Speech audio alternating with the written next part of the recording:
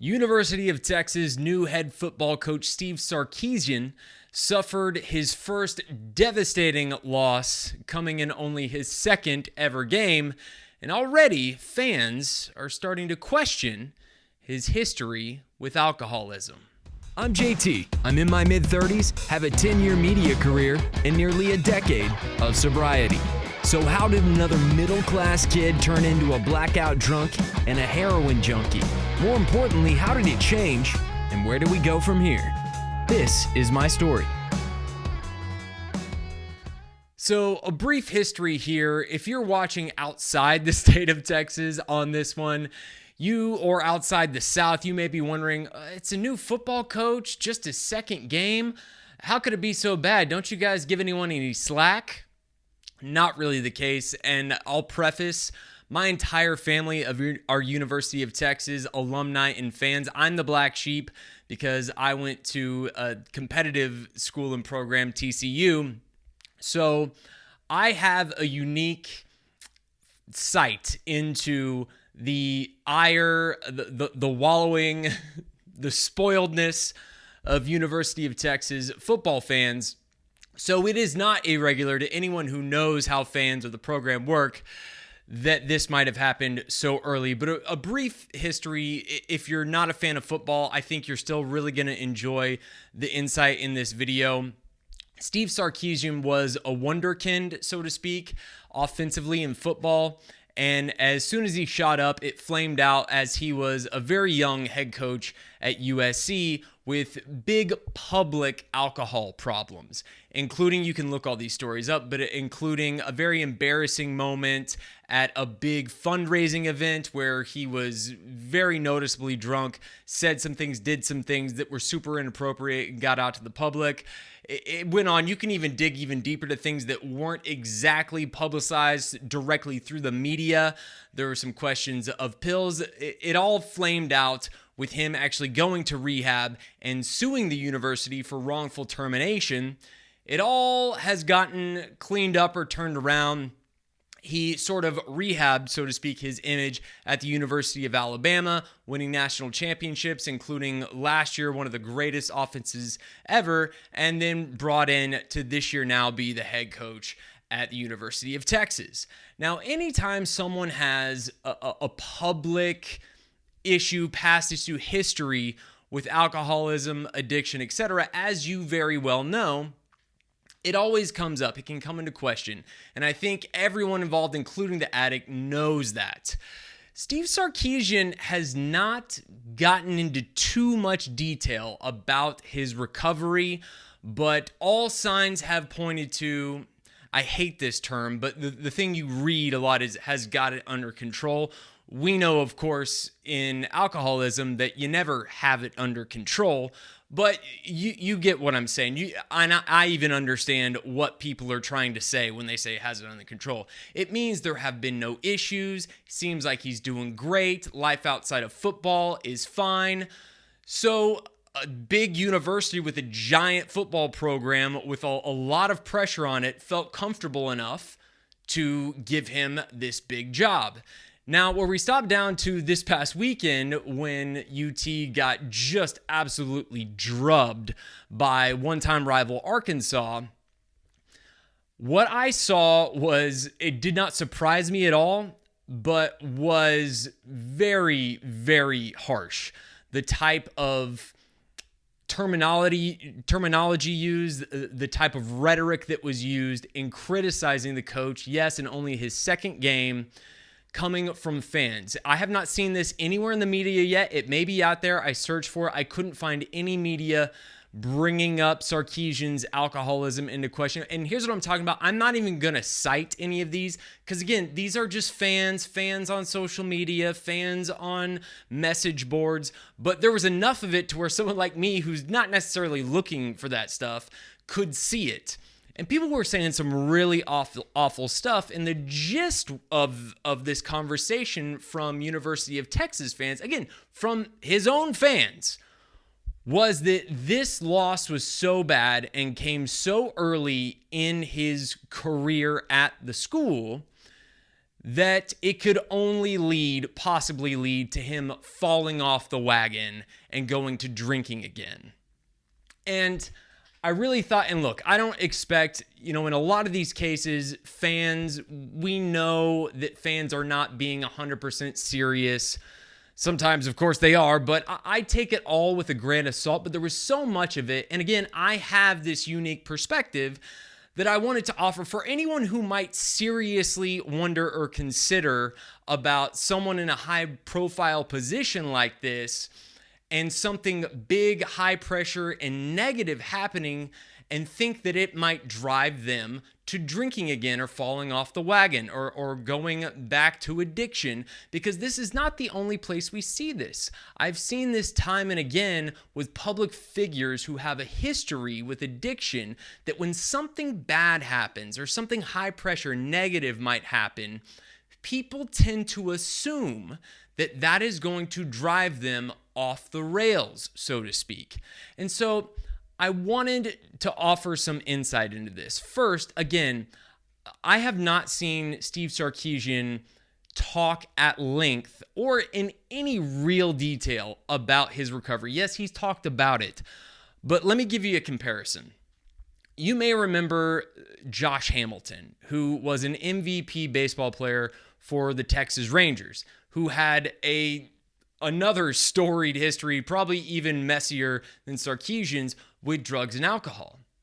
And my friends in recovery and I would often talk about when Hamilton would have a slip, or even when he was doing well from the outside looking in, and would talk about his situation, we would use the phrase, "we heard recovery," in his talk. Meaning we heard things through what he was saying that made us think, oh, he knows the program. Oh, he's probably doing the right things, because you hear little trigger words that make you think or assume that. And this is never a good thing to assume. And I bring this up for the reason that it turns out Josh Hamilton was probably just full of crap the whole time and was just saying what people needed to hear. And I use that to contrast to Sarkisian, because just because he's not talking recovery and I'm not hearing recovery when he's talking and he's not going into detail, doesn't mean that he doesn't, lead and walk a good program behind the scenes.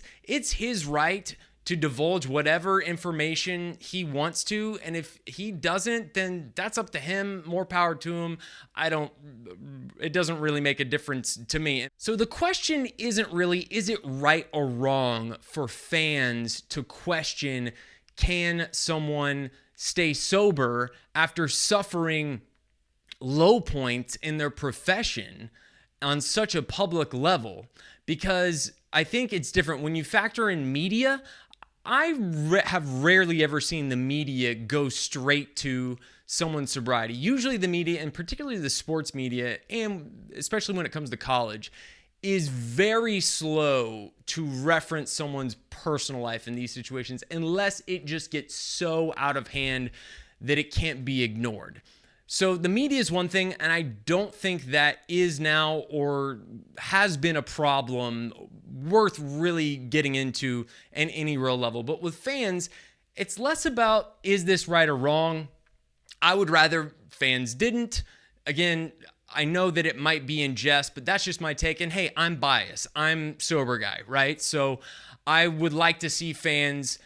I'm not saying you have to give the guy slack, but let's not just automatically assume this guy's going to fall off the wagon because he had a bad loss. And that's what I'm getting to.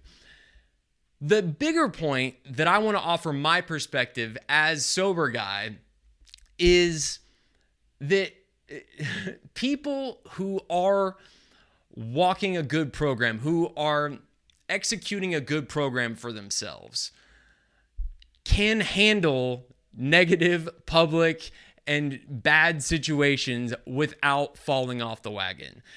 And so what I'm saying is, from my experience, if someone like Steve Sarkisian is doing all the right things behind the scenes and suffers this big negative situation that everybody's talking about, is getting all this heat already, there's all this negativity coming his way, this is just another day. If that's the case for him. And I don't know if it is or not, but I'll just give the example of myself. I've dealt with some pretty trying times in my nearly 10 years of sobriety.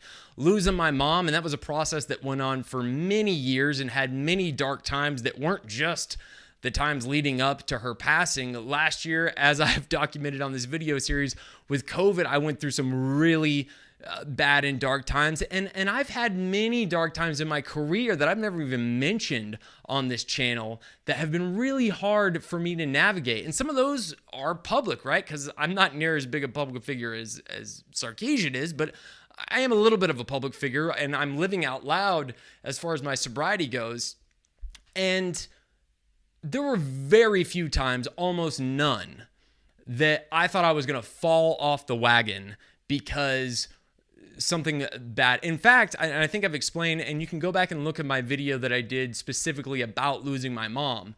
But in the 6 months before and after my mom actually passed, relapse never even sprung to my mind. It was the furthest thing from my mind. Now, it did come up in conjunction with my mom being sick a couple years earlier, but that was more because I wasn't doing the things that I needed to do in my daily walk to prep myself for those situations. So the point is, if someone in sobriety, and again, my experience, just my personal, if I am doing the things that I need to do, if I'm doing the next right thing, if I'm going to meetings, if that's your bag, it's going to meetings is my bag, so that's why I'm referencing it. If I'm going to meetings, if I'm staying in touch with people around me that I know in the program who are keeping me honest, who I'm able to talk to, tell how I'm feeling, and who are able to tell me, call me on my BS when it needs to be, and as well to encourage me when it's needed, and I'm living a fulfilled life, a life that's not all about me, a life that is honoring my spirituality, that is honoring my fellow man, that is helping people who need it, then when bad things happen, relapse is not going to be the first thing that comes up. And I think that's this misconception that's out there. It's so much more nuanced than that. It's not just that bad things cause relapse. When I was not working a program, when I was just out there as a heroin addict and a drunk, and sometimes I would be drinking more, sometimes I would be using less, yeah, I would use bad things as an excuse to go out again. But when I am in years of sobriety now, as I've said before, this life is so good, even a really bad day, even public embarrassment on the radio in the 5th largest market in America, which I suffer, and it happens more than you probably think. Even days like that don't even come close to a day before I got sober. Those days are great. Those days are walking down the yellow brick road compared to the days before I got sober. So it's really not even a factor. Again, if I'm doing the things I need to do. And like I said at the top, I don't know if that's the case for this guy, for Steve Sarkisian. He's kept it pretty private, and that's his right. And I don't know what he's doing behind the scenes. So what I'll say to that is, we'll find out. We'll probably find out in some form or fashion. And again, that is really none of our business. But because he's in this public position and his past has been so public, it will probably come out one way or another. I'm just going to guess I probably shouldn't even guess, but from what I've seen, and I would like to give this guy the benefit of the doubt, losing a game is probably not going to derail this guy. But again, I don't know. I don't know what kind of, if any, program he's working behind the scenes.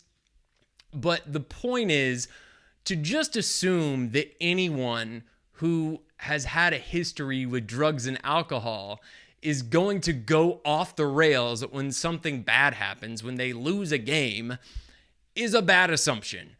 Again, because anyone who's actually doing the things they need to do in their program, my experience is that it's going to take much more than that to derail someone. It's actually not doing the things. It's not the external stuff that causes the relapse.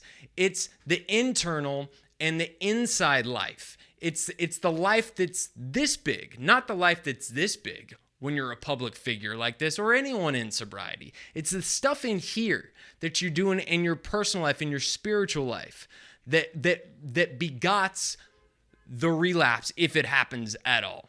So that's just what I would like to offer some perspective on, let you think about, let you soak in. So when you see someone in public who's been public about their sobriety or their struggles in the past or their addiction, just remember when something bad or negative happens to them publicly, it's not about the external events. It's not about that bad thing that happens. It's about what's going on in here and what's going on in their day-to-day life that we probably aren't going to see very much of, that could or could not lead to a relapse. And like I said, if they're working their program, probably not going to lead to a relapse. Okay, let's get the mail.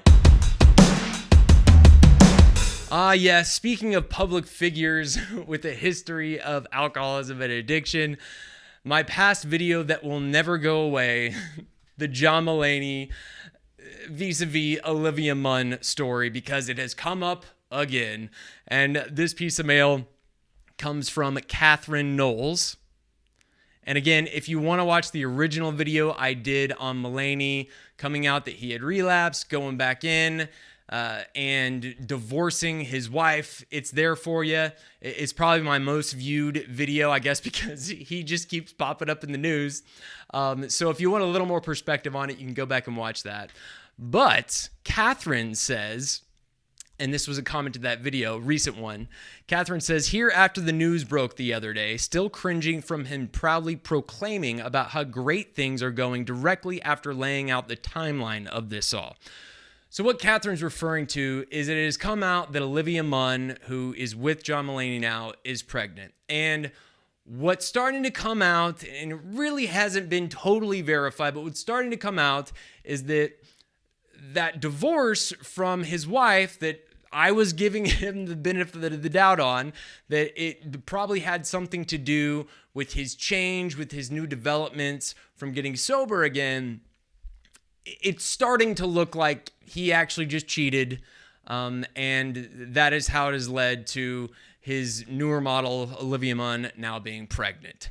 So, Catherine, I get it. And again, this is not a gossip column, this video series. I use the news to try to offer some perspective from my own experience. And look, I wish it was as easy as just talking about the dollars and cents of it all or the black and white of it all. But the fact of the matter is when you use things that are in the news, you get the opportunity to speak the message to more people. So that's why I do that. And Catherine, I would just remind you, we don't know. We don't know exactly what happened. You know, it doesn't look good, but I'm still going to sit here and wish everyone involved in this situation the best. And most of all, wish that John has a successful sobriety, regardless of what happens here with Olivia, with the new baby, with his ex. It's not pretty, but you know what? A lot of relationships are not pretty, and especially relationships where addiction and then recovery are involved. And again, yes, even recovery, even on the recovery side, there's messiness in these relationships. Again, I would encourage you to go back and watch that video if you haven't already. That is the mail. If you would like to participate, of course, you can comment on this video or any of the videos on my feed. You can also comment at any of the social media feeds below when I post videos. You can make a comment there. You can DM me if you want to have a private conversation. Just let me know. Anything you DM, won't use that unless I ask you directly. Anything posted on a public post or page is fair game. That's all we got for this week. See you next time. Hey family, if you like what we're doing here and you want to see more, please hit the subscribe button and the notification bell. Share it with someone who you think might benefit from watching this, and feel free to comment below. Love.